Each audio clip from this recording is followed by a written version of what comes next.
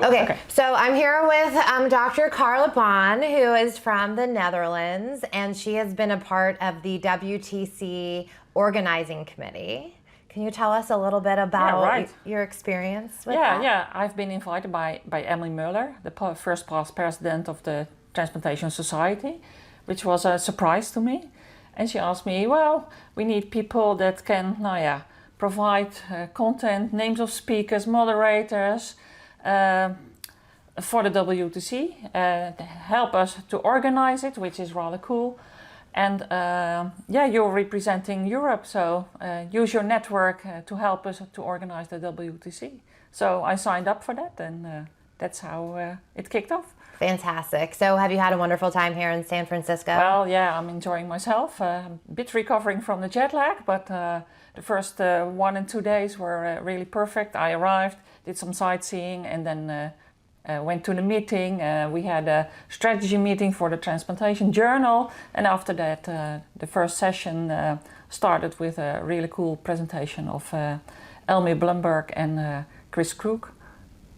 Fantastic. So you are also the social media editor. You and I have been doing this work together for like 10 years, 10 years now with the Transplantation Journal. So can you tell me a little bit about that?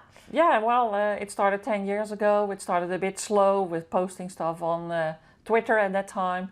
And after a couple of years, you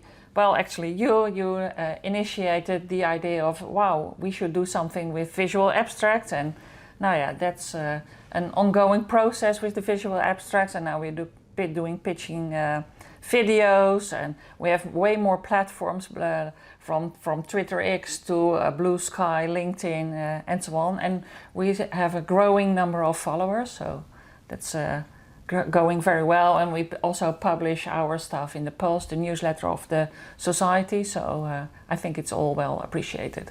So all the intention is to make sure that more people can access the high quality scientific material that is published by the Transplantation Journal, and also understand all the exciting events that the Transplantation Society is having. So what's the next meeting that you're excited about? The next meeting here in San Francisco, or? Any meeting. Any meeting. Well, I'm also traveling to the international meeting in San Diego in November. That's a joint meeting for basic scientists and organized by the TTS, ESOT and AST. So I'm looking forward to that too. But first let's enjoy ourselves here in San Francisco. So tell me about what it's like to be a basic scientist. Well, basic scientist, I started in the laboratory.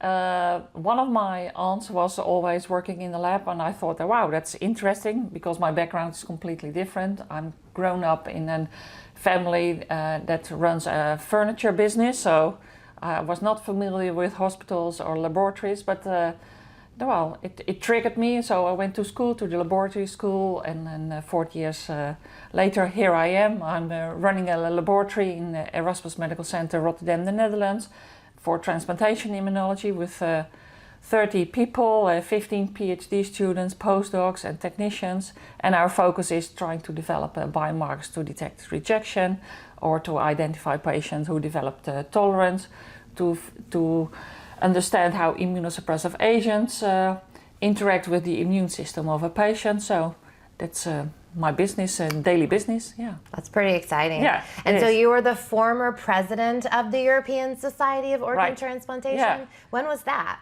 That was in 2011, 2013. I was the first female basic scientist that was asked for this wonderful job. It was a challenge. I learned a lot. I met many interesting people. Also had to travel to several countries in Europe, work together with people in the back office of the society. So it was a learning experience, and very useful and helpful for me. And it also, I think, put me on the map for the job that I'm doing right now for the society and for the journal. Yeah. So what's the most exciting thing to you about a global transplant meeting? Well, meeting people from all over the place, from, let's say, from not only from Europe and the US, but also from India, from China, from Japan. I'm working now with people from Korea, so yeah, that's the most exciting thing. Well, it is also a bit challenging because of the language, but also of the time differences. When we try to set up a meeting with people from Australia and here the West Coast, well, some people have to be up early at 5 a.m. or so, or others can go to bed late, but Yes. that's how it is. And that makes my job interesting. Not only the things that I'm doing in Rotterdam for the daily business, but also, let's say, have colleagues and friends from outside that circle and work with international people. Fantastic. So Carla Baan was the first female basic scientist who is the president of a major transplant society around our world. And so what advice would you give to young people who are excited about transplantation and excited about basic science? Well, don't be shy. Dare.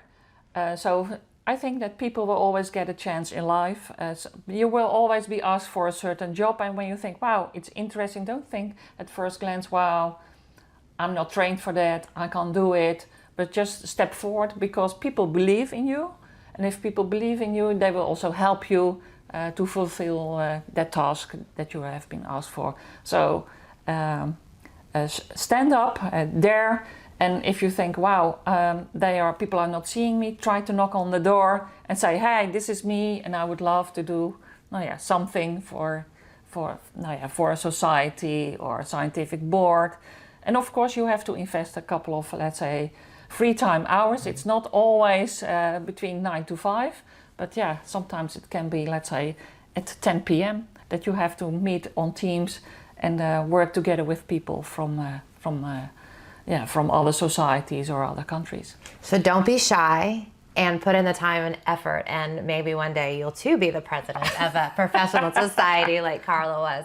So you also work with the fellows, right, with the journal. Can you tell us a little bit about that? Yeah, we have 8 fellows, also from all over. We have fellows that work with us together for the social media, so we are trying to set up a webinar, but also fellows that help us writing a tutorial for how to review a paper.